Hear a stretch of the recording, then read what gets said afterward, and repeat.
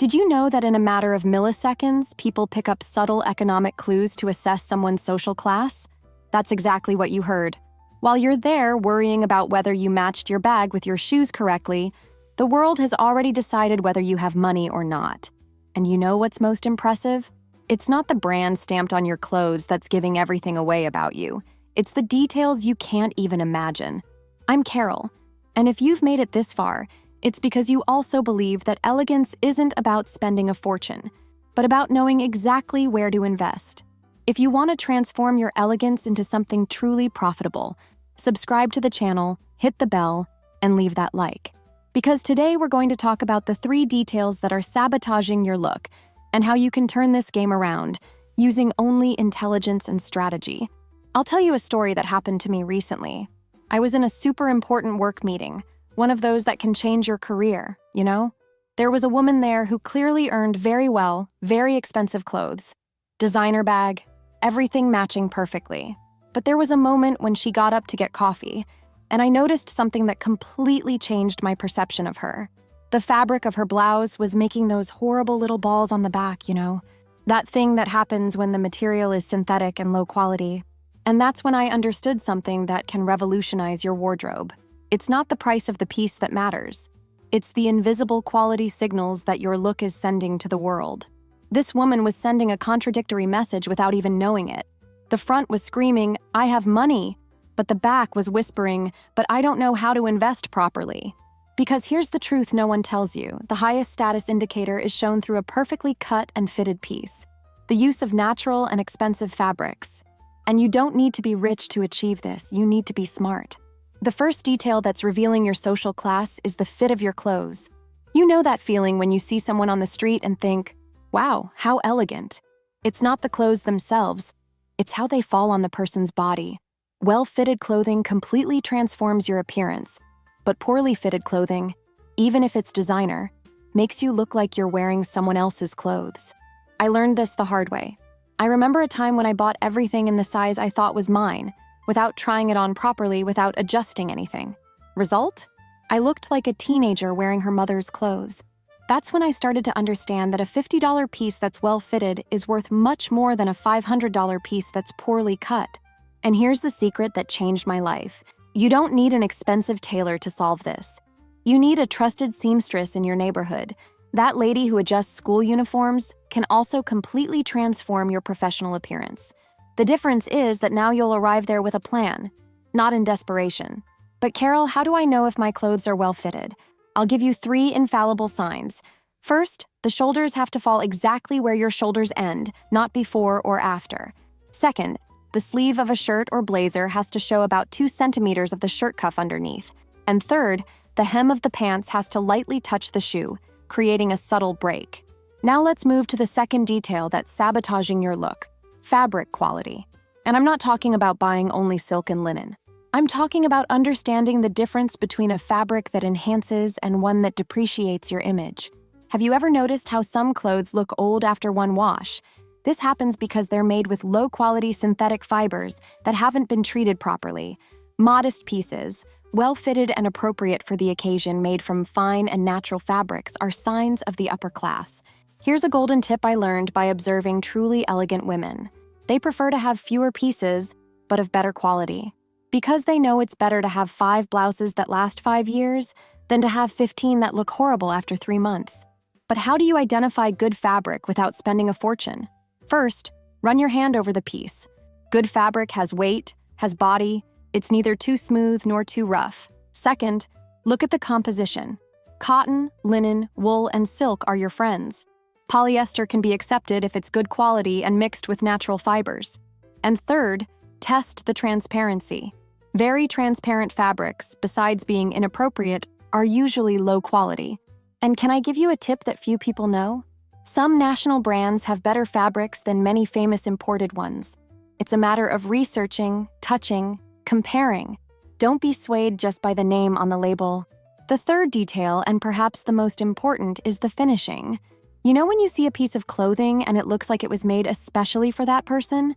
It's not magic. It's the finishing details that make all the difference. I'm talking about straight seams, aligned buttons, zippers that slide smoothly. linings that don't show when they shouldn't show.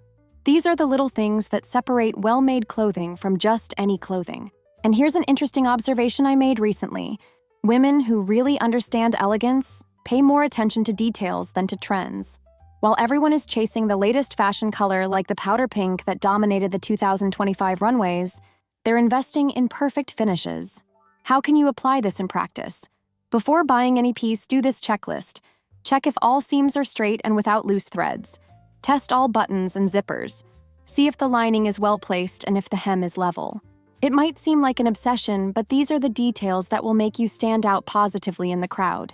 And there's more. These finishes also indicate how the piece will age. Clothing with poor finishes will look old very quickly, while one with good finishes can last years maintaining its new appearance. Now, how do you turn this whole game in your favor? First, understand that elegance is about strategy, not about money. It's about knowing where to invest and where to save.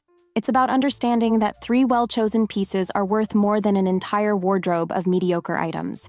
Second, develop your eye for quality. Start noticing the details of the clothes of people you admire. Not the brands, but the fits, the fabrics, the finishes. Become an observer of elegance. And third, invest in yourself intelligently. As craftsmanship is at the forefront this season, with intricate embroidery, artisanal textures, and handmade details, you can use this to your advantage by choosing pieces that have these elements without necessarily paying designer prices. Because here's the truth. In an era when people are looking for ways to look rich while spending less, those who understand these principles come out ahead. It's about being smarter, not richer. Let me tell you about something that completely changed my relationship with clothes. I started thinking of each piece as an investment, not as an expense. I always ask, will this piece help me convey the image I want? Will it last? Does it match what I already have? And you know what the result was? My wardrobe became smaller, but much more powerful. Each piece I choose serves multiple occasions and matches several others. It's what I call strategic elegance. Because in the end, when you understand these 3 fundamental details, fit, fabric quality, and finishes, you stop being at the mercy of circumstances and start creating your own style rules. And that's liberating. It's knowing that you can enter any environment, regardless of your budget, and convey exactly the image you want to convey. It's about having control over the narrative that your appearance tells about you. Because fashion acts as an important social identifier, providing clues about cultural context, group identity, and social class. And now you know exactly how to use this to your advantage. One last thing I want to share with you. Elegance isn't about perfection. It's about intention. It's about making conscious choices that reflect who you are and where you want to go. And with these 3 details I shared today, you have all the tools to make this happen.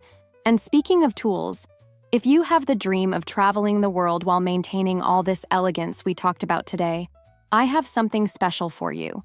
I created a complete ebook called Be Elegant While Traveling: Global Etiquette for the Sophisticated Traveler, where I teach everything from how to pack an elegant suitcase to how to behave in different cultures while maintaining your class and sophistication. The link is in the first pinned comment below. Because a truly elegant traveler knows that whether she's in Paris or Paris, the same principles of quality, fit, and finish will make her stand out anywhere in the world. So tell me here in the comments, which of these 3 details surprised you the most? And which one will you start applying first? I love reading each of your comments, and I always respond. And if this video helped you better understand how to transform your elegance into something truly powerful, don't forget to leave that like and subscribe to the channel. Because every week I bring content like this, which will help you become an even more elegant and strategic version of yourself. But before I say goodbye, I need to tell you about something I discovered doing deep research on the behavior of truly elegant women. I spent weeks observing, analyzing, talking to people who work directly with the elite, and what I discovered will shock you.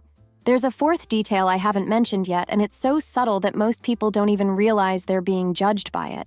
It's what I call the silent language of accessories. I'm not talking about the expensive bag or the designer watch. I'm talking about how you use these accessories. Have you ever noticed how an elegant woman never seems to be wearing her accessories? They seem to be part of her naturally. This happens because she understands the golden rule I learned from an image consultant who serves celebrities. Accessories should complement, never compete. And here's the detail that separates those who have class from those who are trying to have class: proportion. A woman who really understands elegance never wears large earrings, a flashy necklace, and a statement ring at the same time. She chooses a protagonist and leaves the others as supporting actors. There's a story that really struck me. I was at a super chic event, one of those you only see in movies, and there were two women talking near me. One was wearing literally everything: huge earrings, 3 necklaces, 4 rings, bracelets on both arms. The other was wearing only a delicate necklace and small earrings. Guess which one everyone wanted to meet? The second one, because true elegance whispers, it never shouts. And this leads me to an important reflection. We live in an era where maximalism is coming back, especially after the pandemic. People want to express themselves, to show personality. But there's a huge difference between intelligent maximalism and desperate maximalism. Intelligent maximalism is when you use various colors, textures, or patterns, but maintain visual harmony. It's like a symphony where all instruments play together, creating something beautiful. Desperate maximalism is when it looks like you took everything you had in your wardrobe and put it on at once, hoping something would work. And speaking of patterns, let me give you a tip worth gold. Patterns can be your best friend or your worst enemy, depending on how you use them. A well-chosen pattern can disguise imperfections, enhance your strong points, and even make you look more sophisticated. But a poorly chosen pattern can do the opposite of all this. The basic rule is, if you have a flashy pattern on one piece, keep the rest neutral. And here's a secret few people know. Small, repetitive patterns are usually more elegant than large, flashy patterns. I don't know why, but there's something about the delicacy of a small, well-made pattern that conveys sophistication. Now, I'll tell you about an experiment I did with myself that completely changed the way I dress. For an entire month, I photographed all my looks and analyzed which ones made me feel more confident and which ones made me feel uncomfortable. And you know what I discovered? The looks that made me feel most powerful had 3 characteristics in common. They had at least one piece that fit my body perfectly. They had a harmonious color palette, and they had an element that genuinely represented me. It could be a ring I got from my grandmother, a scarf I bought on a special trip, or a color I loved. This made me understand something fundamental. Elegance isn't about following rules strictly. It's about understanding the rules and then adapting them to your personality. It's about creating a visual signature that is unmistakably yours. And here comes something that deeply bothers me. This obsession with timeless that became trendy recently. Everyone talking about timeless pieces, looks that never go out of style. But you know what's really timeless? Self-knowledge. Knowing what works for you, regardless of what's in fashion. Because fashion comes and goes, but your style stays. And your style should be a reflection of who you are, not who you think you should be. I've spent years trying to dress like other people I admired. And you know what happened? I looked like a cheap version of them, never a better version of myself. That's when I started to understand what it really means to find your style. It's not about copying anyone. It's about observing what you naturally gravitate toward, what makes you feel good, what works with your body, your lifestyle, your personality, and then refining this until you reach a formula that's yours. And I can guarantee you, when you find this formula, everything becomes easier. You stop spending money on pieces you never wear. You stop feeling lost in front of the mirror. You stop thinking you need a completely new wardrobe every season. But Carol, how do I discover my formula? Start paying attention to yourself. What colors make your eyes shine? What type of fabric do you love to touch? Do you feel better in more structured or more fluid clothes? Do you prefer to show your legs or arms? These are the small preferences that, together, create your unique style. And here's a tip that can revolutionize your wardrobe. Create a basic uniform for each area of your life. A uniform for work, one for social events, one for every day. I'm not talking about literally wearing the same clothes every day, but about having a formula that works and then making small variations. Steve Jobs did this with his black t-shirts and jeans. Anna Wintour does this with her midi dresses and cardigans. It's not lack of creativity, it's strategy. It's using your mental energy for more important things than deciding what to wear every morning. Speaking of strategy, let me tell you about a discovery I made studying the shopping behavior of the most elegant women I know. They never buy on impulse. Never. Every purchase is planned, thought out, analyzed. They have a mental list of what they need and only buy when they find exactly what they're looking for. And more, they know their wardrobe perfectly. They know how many white shirts they have, how many pairs of black shoes, how many brown bags. This isn't obsession. It's awareness. It's knowing exactly what you have so you don't buy unnecessary things. This reminds me of a client of a personal shopper I met. She had an enviable wardrobe, but always said she had nothing to wear. When they did an inventory, they discovered she had 12 practically identical black coats, but no skirt that fit properly. The problem wasn't quantity, it was strategy. And here's an inconvenient truth I need to share with you. The fashion industry doesn't want you to find your style. It wants you to stay insecure, keep buying, keep thinking you need more. That's how it profits. But when you understand the principles I'm teaching you, fit, quality, finishing, proportion, you become independent of this manipulation. You stop being a consumer and become a curator of your own style. And this is liberating in a way you can't imagine. It's being able to enter a store and know exactly what works for you and what doesn't. It's being able to see a trend and consciously decide whether it makes sense for your style or not. It's having total control over the image you project to the world. Because in the end, your look is your presentation to the world. It's the first contact people have with you. And while we shouldn't judge anyone by their appearance, the reality is that we do. We all do. It's instinctive, it's evolutionary, it's human. So why not use this to your advantage? Why not present yourself in the best possible way? Not out of vanity, but out of strategy, out of respect for yourself, for all the opportunities that a good first impression can open. And here's one last reflection I want to leave with you. Elegance is a form of kindness. When you dress well, you're being kind to the people who will look at you. You're making their lives easier, making the environment more beautiful, more pleasant.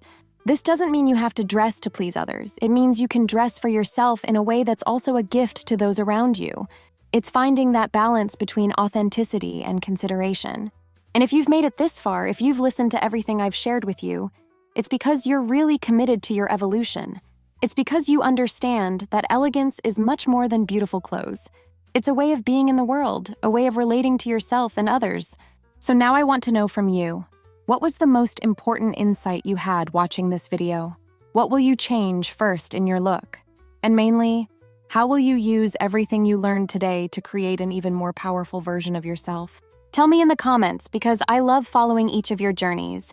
And if you have any specific questions about any point I mentioned, leave them there too, and I'll respond personally. And don't forget, if you want to take all this elegance on your travels, my ebook, Be Elegant While Traveling, is waiting for you in the first pinned comment. Because a truly elegant woman knows how to shine anywhere in the world. Until the next video, and remember, you already have everything you need to be elegant. You just need to know how to use it.